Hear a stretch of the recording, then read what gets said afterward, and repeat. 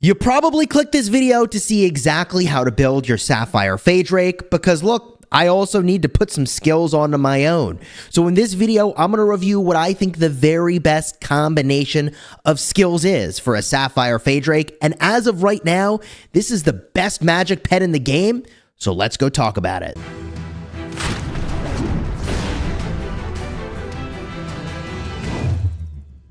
Hello my friends and welcome back. I'm Chisgule Gaming and today's video is sponsored by the makers of Call of Dragons. And as you can see on the screen, I've got a Sapphire Faedrake that needs the right skills to be deployed.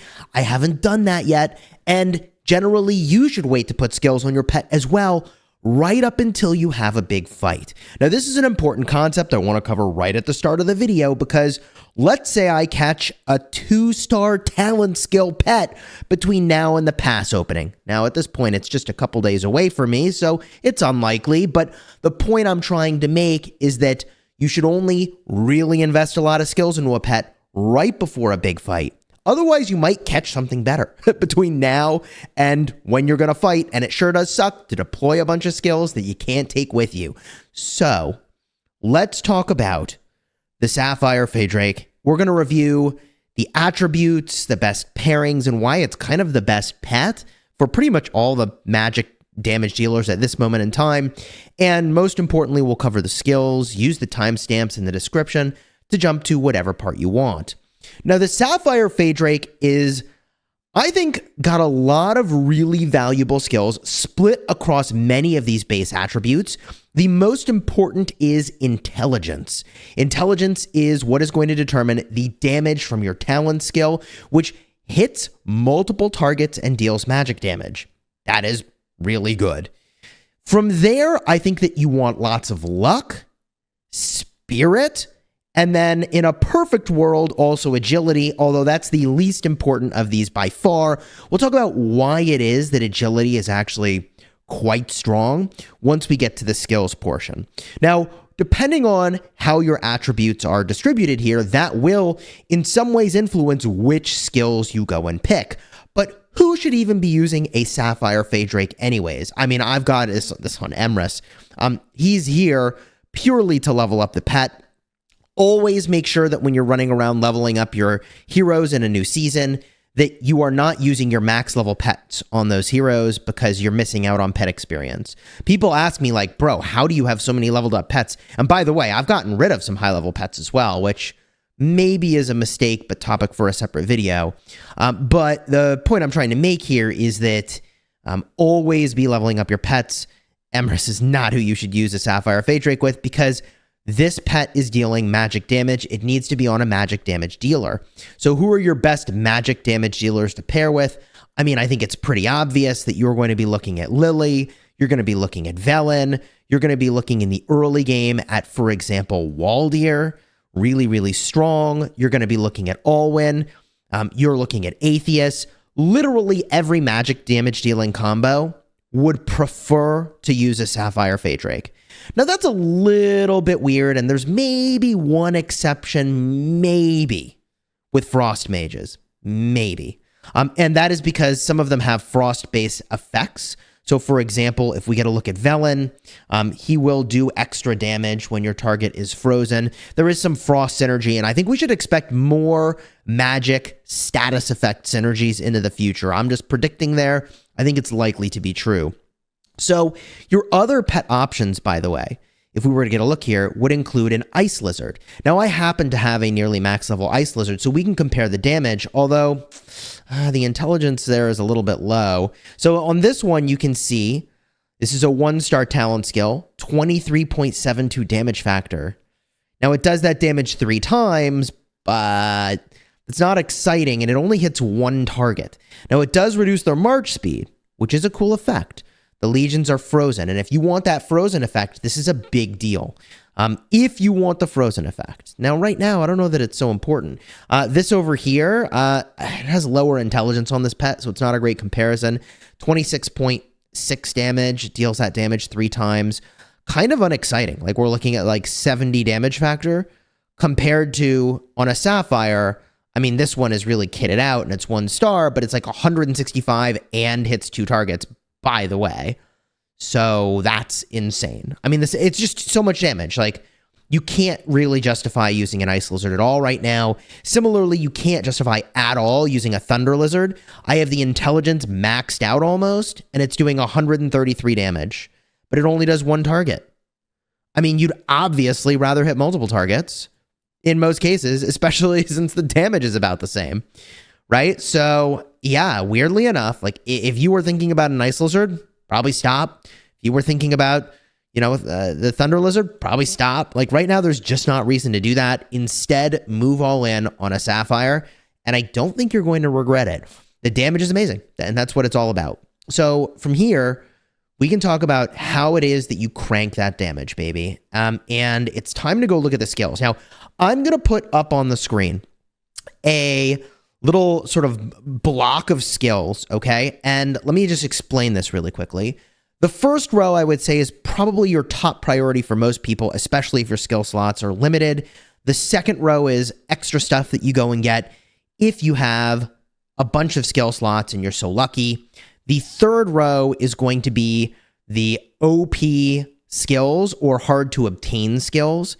And the bottom two rows are just going to be other considerations that we'll talk about why I didn't include them in the build, but you certainly could if you had them or you wanted to go potentially a more budget route and just use skills that you have. Like, for example, I wouldn't generally recommend Robust Body, but Spirit is one of the stats that can roll high on one of these Sapphires, like I rolled over here, and like it would give a relatively high amount of health, but I don't think that's really the jam for this particular pet. So let's talk about what is the jam. All right, we go in and we look at these skills. And I wanted to show it to you with this level 56 pet that's got really high attributes to give you a really good sense of exactly what these skills do. And the very first skill that I put on here, by the way, the very first skill is Forceful Pain Bloom. Now, this is super powerful. Each time you inflict Scorch, Freeze, or Ensnare on an enemy legion, Pain Bloom will deal more damage the next time it's cast. The Pain Bloom damage bonus goes up and up and up. And, if you're using Lily and Velen, like you're going to do a lot of Scorch effects, a lot of Freeze effects. I think Forceful Pain Bloom over time turns out to be a really great pick. The weirdness here is that it caps out at 40% damage. So this skill, the higher star levels, are basically just determining how quickly you get to the max Pain Bloom damage boost. And so in that regard, like a 1-star gives you a 3% boost every time you do a Scorch, Freeze, or Ensnare. So the longer you think you'll stay in combat, the less relevant it becomes to have a higher star level Pain Bloom, or really Forceful Pain Bloom. And in that instance, you can go probably for the 1-star and save yourself an absolute boatload of currency compared to the amount of damage boost you ultimately get. It all depends on how long you think you'll stay in combat. But I think this is one of the great early skills to get because in my experience, you stay in combat for a very long time, especially if you play it right. And this could be sitting at 40% for a long time where you're sitting back there plinking away with your mages, which is pretty legit. Now from there, another skill that I gave a relatively high priority, depends on kind of who you're pairing with, but if you look at the price and you look at what it does, Light's Guidance is kind of cool. Increases your crit rate. In this case, for this high luck pet, it will be almost 3% hero skill damage crit rate, which is pretty good. If you're using Lilia or Velen, who value crit rate and crit damage, this is a pretty sweet pickup. Normally, I would say with pets, the lower your talent skill is, the more interesting it becomes to power up the hero rather than the pet. But the higher the talent skill is on your pet, the more interesting I think it becomes to power up the pet's capabilities rather than the hero's capabilities. But 3% crit rate is kind of too juicy to pass up on, in my opinion, for the relatively cheap price on this skill as well. This is one of the more cheap 2-star skills to go and get. Now from here, this is where you start to have a lot of options. And the more skill slots you have, the more valuable it becomes to change your game plan from boosting the hero to instead just boosting your pet's skill damage. So how do you go and do that? Well, one way you go and do that is you take a relatively cheap skill, Follow-Up. Follow-Up gives you a 40% chance to cast a magic pet skill again 2 seconds after your first casting. And with a really high intelligence score, this is almost going to be 50% of the damage of the first cast. So, look, a 40% chance to cast it again. It does 50% of the damage. So you're looking at like a 20% boost to the pet's damage, if I understand this correctly, like overall, which is, hey, I mean, you'll take these boosts where you can, right? The thing that really matters the most is the talent skill, you see? So follow-up is actually really good, especially on a high intelligence pet, which you should have. And once you start taking something like follow-up, now it makes a lot of sense to move all in on general pet damage enhancers. So what do I mean by that? Well, one really good pet damage enhancer that is very expensive is Magic Fortune. So Magic Fortune will increase your crit rate of your pet's magic damage, and it is 26.54% on a high luck pet like I'm showing you in this video. So that is a solid boost. Remember that what does a crit do? If I'm not mistaken, you do 1.5% of the damage. So you do a little bit extra damage, like 50% more damage when you get a crit. But the thing that's cool about Magic Fortune is this should now impact your talent skill and also follow-up. So you have 2 ways now of dealing this magic damage, which is why enhancing that damage gets more exciting. Similarly, a skill that I seem to get all the freaking time, which is great to sell, but also great to use in this instance. I always get it at 1 star, which is why in this picture I included it at 1 star. And I'll smash this button so I can actually find it. It is Resonance. I've already learned it. That's why I couldn't find it.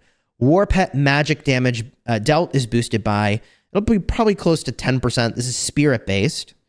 Once I have maxed out this pet to max level. So why is this cool? Maybe it'd be more like 9.5%. So again, this will increase your talent skill damage. This will increase your follow-up skill damage. So that's good. Like it so far. Now we're getting to the real luxury skill slots, by the way. Like if you have these, wow, insane. Unreal to get so many skill slots on a pet that also has high attributes. But the final 2 spots, I would go in and I would get Ruthless Follow-Up. And this is another luck-based skill. It's going to increase your crit rate of your follow-up specifically by about 26.5%. Probably like, once this is max level, maybe close to 28%. But that's pretty decent. It's only influencing your follow-up. You'd really love for your final skills to influence all your pet damage. We'll talk about some of those options in a minute. But with regard to accessible skills at a price that's affordable, this is one of those affordable, accessible skills. And the last skill that I included here is one that you'll catch. It's fairly accessible. I got a lot of these. It's Poison Gland. You bypass the enemy's hit points. It's not amazing. This is like really the least impressive skill that I've put in this build. And there are going to be some big swap-ins that we're going to talk about in just a minute. This will be the first one to go. But remember, agility is actually one of the things that can roll really high on a Sapphire. And so if you have really high agility, this is a cool pickup. But what are the really, really wicked pickups? Like the actual best pickups? And the first one that we need to talk about, if you have high agility, is actually Outbursts of Rage. 10% chance to gain an extra 51.66 rage on this pet, but I've seen it be much, much higher on a pet that actually has high agility. I think this can end up being somewhere in the realm of 80 to 100 rage, which is insane. So I would guess that, you don't trigger this all too frequently. You can only be triggered once every 8 seconds. So there's like an 8-second internal cooldown. But dude, this is a lot of rage when it triggers. And this could very much swing the start of a fight to get your skills going earlier. So I think Outbursts of Rage is actually really insane on a Sapphire. But remember, agility is the lowest priority stat of the ones that we were even considering at all. So unlikely that your agility is that high, but I have seen one this way, and I'll put a picture of it up on the screen. I was sort of helping this player decide what they might put onto their pet, and these 3-star skills I would save only for when you have 2-star or better talent skills on your pet, for sure. Save it. Oh my God. So from here, The skill that is also really hard to obtain, just like Outbursts of Rage, you have to get in as an end of season reward. The chase reward, probably the single best pet skill in the game, if I'm not mistaken, as a we won our season reward, is actually Split Pain Bloom. Now remember, this third row is all about like really nice to have things that are just very hard to get, which is why it's in that third row. But Split Pain Bloom makes it so that you will hit more enemy legions based on your total spirit. So the real chase here, if you can get it, and you're going to deploy this onto the pet, is actually to only put this on a pet if you can get over that 320 number. You may be like, Chisgule, it says 160. Well, yeah, but like with every 160 points, you deal damage to an extra target with your Pain Bloom. Dude, that's insane. That's such a damage boost. I can't even talk about it. It's so powerful. So like, if you actually can get 2 more splits on your Pain Bloom, that is absolutely insane. So ideally, given how rare this is, like you want to try to shoot the moon with your pet and get to that 320 number instead of just being at that 160 number for doing your split Pain Bloom. But this is like actually the I think one of the best pet skills in the game, hands down, because it is such a massive multiplier on the pet's damage. It's actually crazy. So yeah, Split Pain Bloom, very strong, in case I didn't make that super clear. The next skill on the lineup is, I think, only available as an end of season reward. It's Magic Pulse, increases the crit damage of your hero, which is like kind of cool. And I know that Lily and Velen are kind of about that plan, but I'm not convinced that's the best choice. I listed it here to show it's a consideration.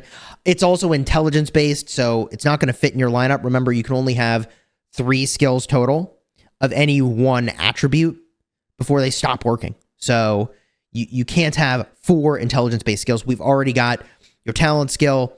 We've got Forceful Pain Bloom, and we've also got the follow-up ability. So we're tapped on intelligence-based stuff. Can't include it. Another one that I'll include here, and I put a picture of it at like 1 star, is something I think you have to catch. And it's like, good luck. Magic Spirits, crit damage. Now, I love that this is a spirit-based ability, because we don't have that many things leveraging spirit at all. But it's increasing your crit damage. Now, this gets really good when you go in and you have lots of ways to increase your crit chance, which, by the way, we do. We increase our crit chance with Magic Fortune. In fact, if you're doing the 2-star skills, because you're, going big on your, pet here, Magic Fortune is giving 26%, and your follow-up should get the benefit of that plus this additional 26%. So increasing your pet crit damage, if you have many skill slots, starts to be a more interesting proposition, but only if you have the skill slots. And there is another skill that I would ignore because I don't think it's doing the kind of damage boost you want, and you don't have enough skill slots, and it's Elemental Harmony. This is an intelligence-based skill. We already have 3 intelligence-based things, right? We've got your talent skill, we've got Forceful Pain Bloom, and we've also got the follow-up. So the only one I guess you could get rid of would be, at that point, like the Forceful Pain Bloom, but I don't know if Elemental Harmony ends up being just more damage or not. It actually might depend on what other skills you have and the attributes of your pet. Like, it ends up being pretty complicated. But for being a very expensive skill, this is one that I didn't include, and that's why. Another one I didn't include, even though you could include this in the budget version, is Bolt from the Blue. It's a tiny, almost irrelevant amount of magic attack boost for your hero. I would not waste one of your intelligence slots on this, personally. If you're doing a budget pet, early game thing, totally get it. I did that at some point. I think I have one with one of those. Like, it's fine. Wouldn't recommend it. Similarly, I'll point out this skill, but I don't know. I guess you have to catch it. Super follow-up increases your follow-up trigger chance. No, I mean, look, this could be really cool. Like, actually, super follow-up, if you had this, would be really good. Your trigger chance on follow-up, as I showed you before, was 40% base. But, like, if you increased by another 30%, like, you're doubling the damage of your follow-up, which is pretty good. Is this actually a pet skill that you get as an end-of-season reward? Hold on. We can actually look at this. We go in here. We go to season rewards. Is that something you can get as an end of season reward? No, it is not. If it was, that would be insane. I think you just have to like catch it. I mean, good luck with that, man. Oh no, here it is. Oh, you can get it. It is an end of season reward. Super follow-up. Base of a 20% trigger chance. And it's 3 stars. Oh man. Okay, so that is interesting in ways that I wasn't expecting it to be. And it is powerful. Like if we go back over here, I mean, God, if you spend a full year getting skills for your pet, okay? A full year. What kind of damage boost could you get from, and I need to make sure I pick the right pet here. I want to pick this one, the one that has a high luck roll. So if we go in here and we find that skill, it's an end of season reward, super follow-up, 53% chance. I mean, let's call it 55. So,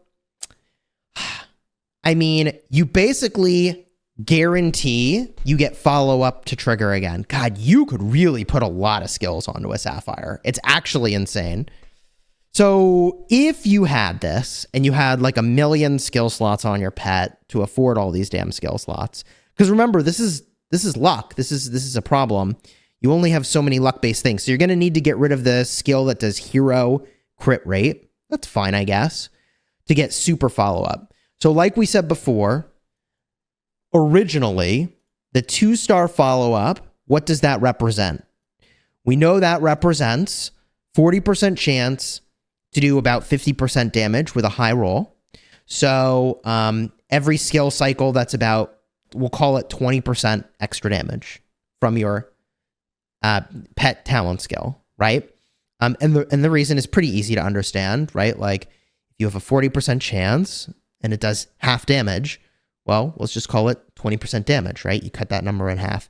This is like serious napkin math, but stick with me on this. So you're basically doubling your follow-up damage. So, I mean, you're looking at like a 20% boost to damage if you took super follow-up, right?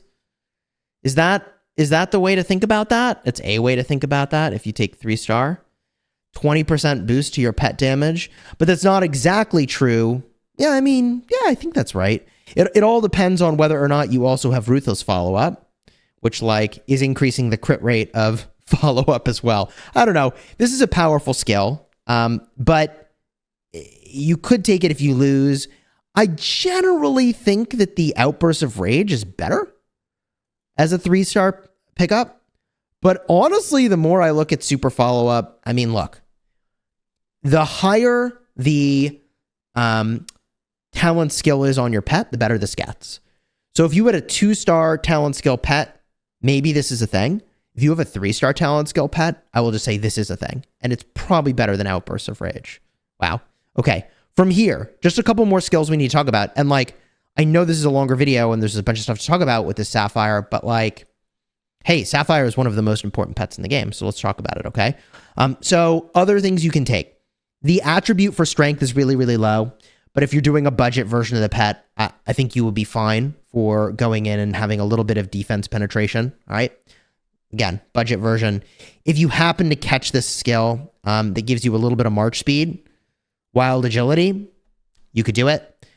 Even with a high roll on, well, I guess I don't have a high roll. If you had a high roll on wild agility, maybe you get 2% march speed, but like it ain't much. So I wouldn't prioritize that at all. And then unfortunately, all the spirit-based abilities we have now are pretty weak. Like you can give yourself extra health, but I just think it's so small and so unimportant compared to the other things you could do. Budget version, you're just using skills you have. You could do that. And then pure strength clears debuffs. You have to catch this as well.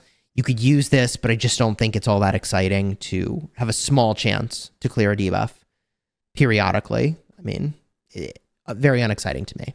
So all in all, I think that the Sapphire is an exciting pet. And there's actually a lot of really cool things you can do with it, which is really fun in my opinion. All the different ways that you can go and customize the way that your Sapphire is going to work. And, you know, look, you can play around with that to be more pet focused, or you can play around with that to be more hero focused. I think the more skill slots you have, the more sense it makes to be pet focused. So that's something I could consider at 6 skill slots or more. I think at 7 or 8, you should really be pet focused. At 4 or 5, I would consider being kind of more hero focused, especially if you are a 0-star talent skill.